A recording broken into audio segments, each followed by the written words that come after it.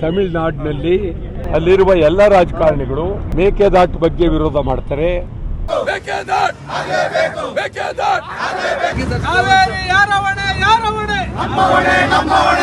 ಒಂದು ಪಕ್ಷದ ಪ್ರಣಾಳಿಕೆಯಲ್ಲಿ ಅವರ ವಿಷಯನ ಮಂಡನೆ ಮಾಡ್ತಾರೆ ಅಂತ ಹೇಳಿದ್ರೆ ಇದಕ್ಕಿಂತ ನಗೆಪಾಟ್ಲು ವಿಚಾರ ಇನ್ನೊಂದಿಲ್ಲ.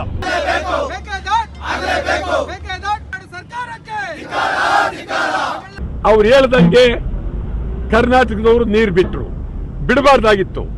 ಅಧಿಕಾರ ಹೋದ್ರೂ ಚಿಂತೆ ಇಲ್ಲ, ಗಟ್ಟಿಯಾಗಿ ನಿಲ್ಬೇಕಾಗಿತ್ತು. ಪ್ರತಿಯೊಬ್ಬರು ಕೂಡ ಕಾವೇರಿ ನದಿ ನೀರಿನ ವಿಚಾರವನ್ನ ಇಟ್ಕೊಂಡು ಇವತ್ತು ಇವರು ಅಧಿಕಾರಕ್ಕೆ ಬಂದಿದ್ದಾರೆ.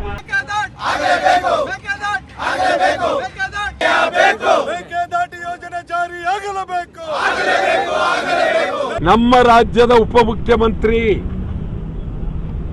ಅವರು ಪಾದಯಾತ್ರೆ ಮಾಡಿದ್ರು. ಈಗ ಅವರ ಪಾದಯಾತ್ರೆಯಿಂದ ಮರ್ತಿದ್ದಾರೆ,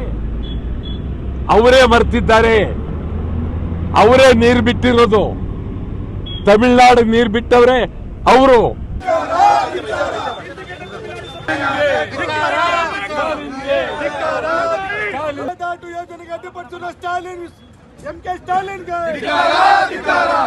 ದೇಶಾದ್ಯಂತ ಲೋಕಸಭೆ ಚುನಾವಣೆಗಳ ಕಾವು ರಂಗೇರ್ತಾ ಇದೆ.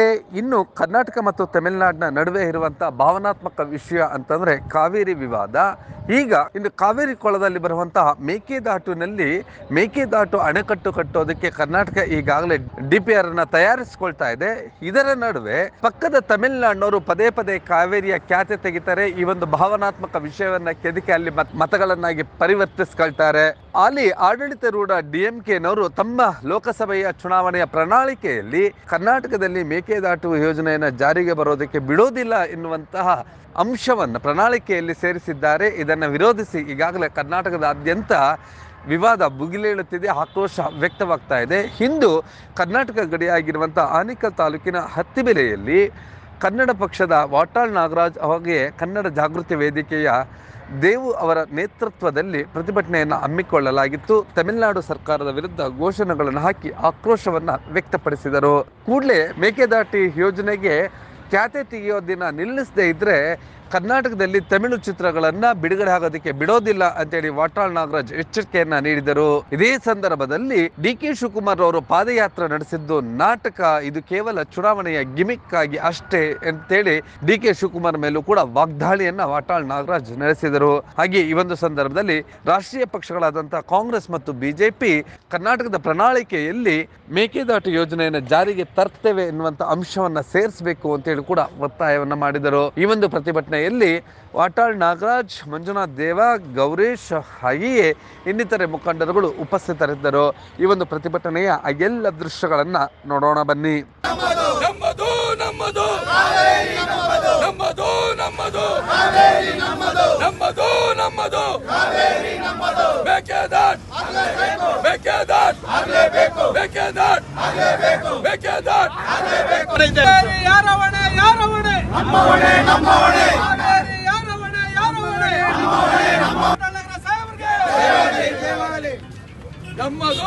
ನಮ್ಮದು ಕಾವೇರಿ ನಮ್ಮದು, ನಮ್ಮದು ನಮ್ಮದು ಕಾವೇರಿ ನಮ್ಮದು, ನಮ್ಮದು ನಮ್ಮದು ಮೇಕೆದಾಟು ಆಗಲೇಬೇಕು, ಮೇಕೆದಾಟು ಸರ್ಕಾರಕ್ಕೆ ಧಿಕ್ಕಾರ, ತಮಿಳುನಾಡು ಸರ್ಕಾರಕ್ಕೆ ಧಿಕ್ಕಾರ, ತಮಿಳುನಾಡು ಸರ್ಕಾರಕ್ಕೆ ಧಿಕ್ಕಾರ, ಮೇಕೆದಾಟು ಆಗಲೇಬೇಕು, ಮೇಕೆದಾಟು ಆಗಲೇಬೇಕು, ಮೇಕೆದಾಟು ಆಗಲೇಬೇಕು, ಮೇಕೆದಾಟು ಆಗಬೇಕು, ಮೇಕೆದಾಟು ಯೋಜನೆ ಜಾರಿ ಆಗಲೇಬೇಕು, ಮೇಕೆದಾಟು ಯೋಜನೆ ಜಾರಿ ಆಗಲೇಬೇಕು. ತಮಿಳುನಾಡು ಸರ್ಕಾರಕ್ಕೆ ಹೇಳಿದಿಕ್ಕಾರ,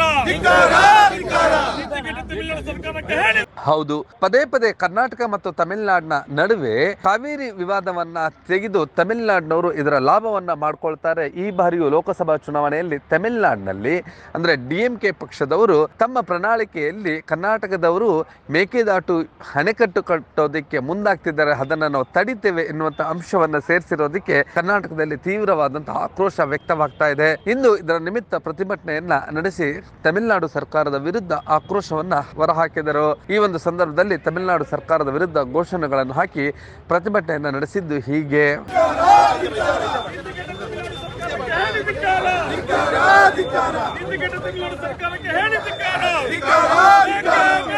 ನ್ಯಾಯ ಬೇಕೇ ಬೇಕು ಸ್ಟಾಲಿನ್ಗೆ ಧಿಕ್ಕಾರ ಸ್ಟಾಲಿನ್ಗೆ ಸ್ಟಾಲಿನ್ಗೆ ಧಿಕ್ಕಾರ ಸ್ಟಾಲಿನ್ಗೆ ಧಿಕ್ಕಾರ ಸ್ಟಾಲಿನ್ಗೆ ಬರ್ತೀವಿ ಸ್ಟಾಲಿನ್ಗೆ ಸ್ಟಾಲಿನ್ಗೆ ಮೇಕೆದಾಟು ಯೋಜನೆಗೆ ಅಡ್ಡಿಪಡಿಸಿದ ಸ್ಟಾಲಿನ್ ಎಂಕೆ ಸ್ಟಾಲಿನ್ಗೆ ತಮಿಳುನಾಡು ಸರ್ಕಾರಕ್ಕೆ ಎಂಕೆ ಸ್ಟಾಲಿನ್ ಅವರಿಗೆ ಕನ್ನಡ ಪರ ಹೋರಾಟಕ್ಕೆ ಬಂಧನ ಮಾಡಲಿಕ್ಕೆ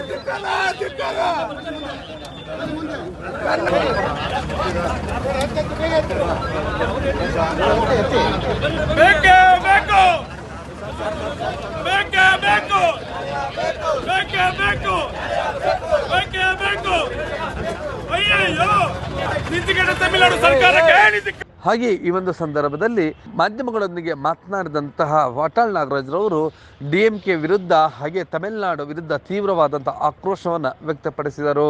ಇದೇ ಸಂದರ್ಭದಲ್ಲಿ ಕರ್ನಾಟಕದಲ್ಲಿನ ಕಾಂಗ್ರೆಸ್ ಮುಖಂಡರುಗಳ ವಿರುದ್ಧವೂ ಕೂಡ ಆಕ್ರೋಶ ವ್ಯಕ್ತಪಡಿಸಿದರು. ತಮಿಳುನಾಡಿನಲ್ಲಿ ದ್ವೇಷ ಕೋಪತಾಪಗಳು ಮಾಡ್ತಾ ಇದ್ದಾರೆ. ತಮಿಳುನಾಡಿನ ಎಲ್ಲ ರಾಜಕಾರಣಿಗಳು, ಅಲ್ಲಿರುವ ಎಲ್ಲ ರಾಜಕಾರಣಿಗಳು ಮೇಕೆದಾಟು ಬಗ್ಗೆ ವಿರೋಧ ಮಾಡ್ತಾರೆ, ಕಾವೇರಿ ಬಗ್ಗೆ ವಿರೋಧ ಮಾಡ್ತಾರೆ. ರಾಜಕೀಯವಾಗಿ ಬಹಳ ಕೆಟ್ಟದಾಗಿ ನಡ್ಕೊಳ್ತಾ ಇದ್ದಾರೆ. ಇದು ಒಳ್ಳೆಯದಲ್ಲ. ಬಹಳ ಗಂಭೀರವಾಗಿ ಎಚ್ಚರಿಕೆ ಕೊಡ್ತಾ ಇದ್ದೀನಿ.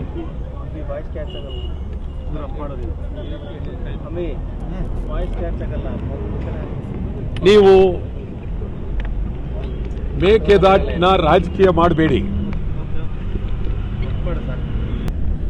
ವಾಹನಗಳು, ರೈಲುಗಳು ಎಲ್ಲ ತಮಿಳರು ತಮಿಳುನಾಡು ಬಂದ್ಬಿಡಿ ಅಂತ ಹೇಳಿ ಕರೆಸ್ಕೊಳ್ತೀರಾ?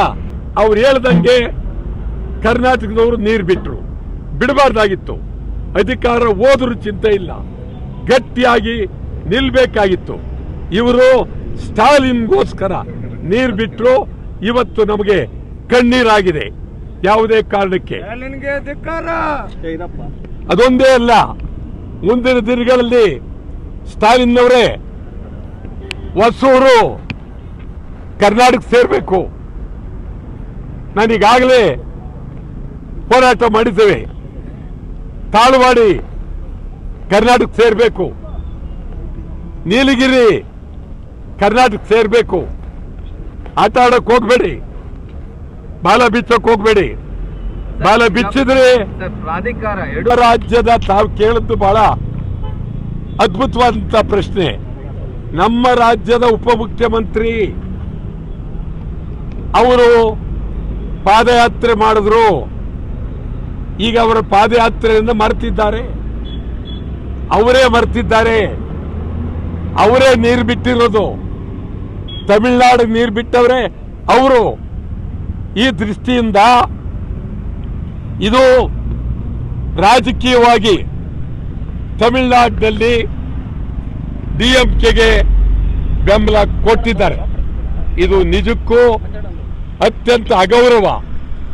ನಾನು ಇನ್ನೂ ಒಂದು ಮುಂದೋಗಿ ನಮ್ಮ ರಾಜ್ಯದ ಸಿನಿಮಾ ನಟರುಗಳು, ಕರ್ನಾಟಕದ ಸಿನಿಮಾ ನಟರುಗಳು, ಇನ್ನು ಈ ಒಂದು ಪ್ರತಿಭಟನೆಯಲ್ಲಿ ಕನ್ನಡ ಜಾಗೃತಿ ವೇದಿಕೆಯ ಸಂಸ್ಥಾಪಕ ರಾಜ್ಯಾಧ್ಯಕ್ಷ ಮಂಜುನಾಥ್ ದೇವ ಮಾತನಾಡಿ ತಮ್ಮ ಆಕ್ರೋಶವನ್ನು ವ್ಯಕ್ತಪಡಿಸಿದ್ದು ಹೀಗೆ.